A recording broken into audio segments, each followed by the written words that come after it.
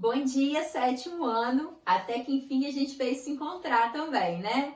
Bom, a Pro tá aqui tentando, tá? Fazer o melhor que pode, mas não sou nenhuma Fátima Bernardes, hein? Por favor, hein?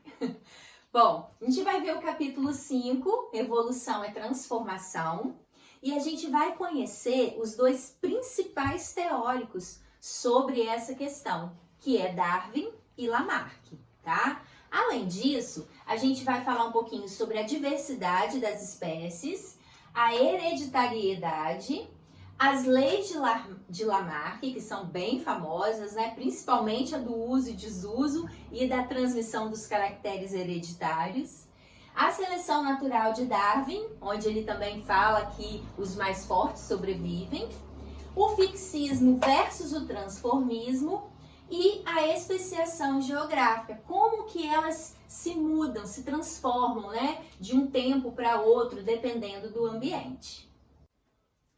Bom, então a gente vai falar agora das leis de Lamarck, né? Nós temos as 4, essas duas últimas são as mais famosas, as mais comentadas, mas a gente também tem a questão da complexidade, que Lamarck dizia que os seres vivos eles eram mais simples, mas com o passar do tempo eles foram se tornando mais complexos.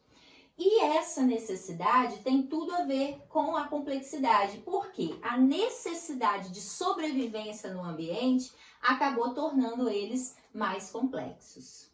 A lei do uso e desuso, né? Ele acreditava que se você não usasse muito determinada parte do seu corpo, por exemplo, você poderia, com o tempo, deixar de existir aquela parte no seu corpo. Se você olhar no seu módulo aí, olha, na página 295, tem vários exemplos, tá? Dessa lei do uso e desuso. Por exemplo, olha, as aves com hábito de pousar têm os dedinhos mais compridos para poder conseguir pousar. Os rinocerontes, os elefantes, né? Como eles são muito grandes, estão lá no topo, né? Eles não precisam sair correndo para fugir dos predadores, então eles têm umas patas mais grossas, mais adaptadas ao hábito de vida deles. E por último, a herança do adquirido. Essa herança seria o quê? Aquilo que eu adquiri, o meu descendente vai ter. Vou trazer um exemplo bem básico aqui que a gente ouve muito falar por aí. Segundo Lamarck, se por exemplo eu sofri um acidente e eu perdi esse dedinho aqui, quando eu tivesse o meu filho ia nascer sem esse dedinho aqui. Então, assim, hoje a gente sabe que não é bem assim que acontece, né? Mas durante muito tempo, Lamarck e outros estudiosos acreditaram bastante nisso.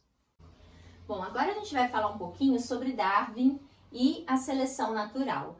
Darwin, ele foi um naturalista inglês que criou uma das mais famosas teorias, né, que envolve a evolução das espécies. Darwin, inclusive, ele foi muito criticado, porque ele dizia que a gente tinha ancestrais comuns com macacos, gorilas, orangotangos, né? E muitas pessoas interpretaram isso errado. Interpretaram que ele disse que a gente evoluiu do macaco. Não é bem assim. Ele só quis dizer que a gente tem ancestrais comuns. Bom, Darwin, ele era um naturalista inglês e ele abandonou seus estudos de medicina para poder se dedicar ao estudo de teologia, o estudo das religiões. E ele mudou muito a sua vida depois que ele passou 5 anos viajando pelo mundo e coletando materiais, aonde ele resolveu e fixou a sua teoria da seleção natural. Bom, falando de Darwin e Lamarck, a gente tem aqui também a teoria, né, do criacionismo versus a teoria do transformismo. O que é isso, professora? O criacionismo é aquela que está baseada na fé, do fixismo. Por quê? Significa que foi Deus quem criou tudo o que existe e do mesmo jeitinho que Deus criou, as coisas estão até hoje. Então, por isso, fixismo, porque é fixo, nada se modificou. E já o transformismo tem a ver com a evolução, né? O evolucionismo que eles falam. E os cientistas, eles se baseiam em estudo de fósseis, em estudo de DNA, em vários outros estudos científicos, e eles acreditam que os seres vivos surgiram de uma forma diferente do criacionismo. e foram evoluindo ao longo do tempo e hoje continuam em processo de evolução. Uma coisa é fato, nós não estamos aqui para discutir quem está certo, quem está errado, você acredita nisso, ele acredita naquilo. A gente está aqui apenas para conhecer a versão da ciência sobre essas questões. Bom, agora a gente vai falar um pouquinho sobre Darwin e Lamarck. O que eles diferenciam, né, nas teorias? Tudo está ligado ao ambiente, tá? Por quê? Segundo Lamarck, o ambiente estimula a modificação. Já Darwin acredita que o ambiente seleciona os que são mais aptos. Como assim, professora? Vamos pegar um exemplo mais clássico, mais famoso, né? Que é o das girafas, do pescoço das girafas. Então, para Lamarck, as girafas, porque ela tinha que se esforçar mais para poder comer os brotos das árvores, porque elas tinham que ter uma visão melhor de quando viessem os seus predadores. Então, com o passar do tempo, ela foi esticando o pescoço e foi transferindo isso para os seus descendentes, através da hereditariedade, né? Já Darwin discorda de Lamarck e fala que não é bem assim. Darwin acredita que as girafas que tinham pescoços maiores, elas iam conseguindo se adaptar melhor, porque aí elas conseguiam comer o broto das árvores, e aí elas eram, no caso, mais fortes, conseguiam se alimentar melhor, e elas sobreviviam. E as que tinham pescoços menores acabavam morrendo de fome ou pelos predadores. Então, ele acredita que o ambiente seleciona os mais fortes, os mais bem adaptados sobrevivem.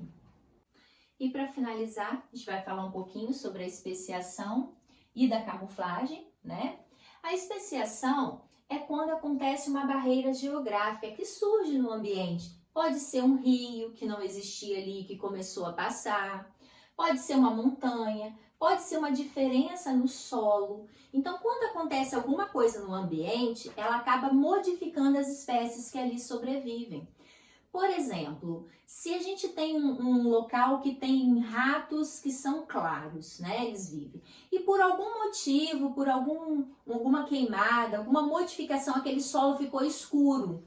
Então, aquela população de ratos que são mais claras, elas vão ficar mais visíveis para os predadores. Então, os ratos que são mais escuros, eles acabam sobrevivendo melhor. Então, mesmo que, por exemplo, nós temos 100 ratos claros e 3 escuros, os claros, eles vão servir mais de alimento para os predadores e esses 3 escuros vão conseguir se reproduzir melhor. Então, com o tempo, naquela região, vai acabar modificando a espécie de ratos ali.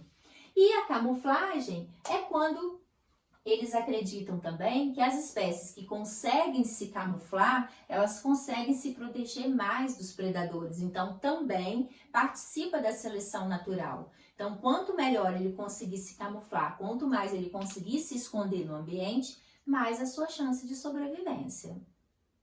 Bom, meus amores, então a gente fica por aqui.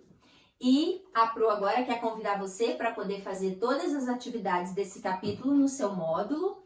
E em breve a gente vai fazer a correção aqui pelo plural mesmo, tá bom? Tô morrendo de saudade, um beijo e até a próxima!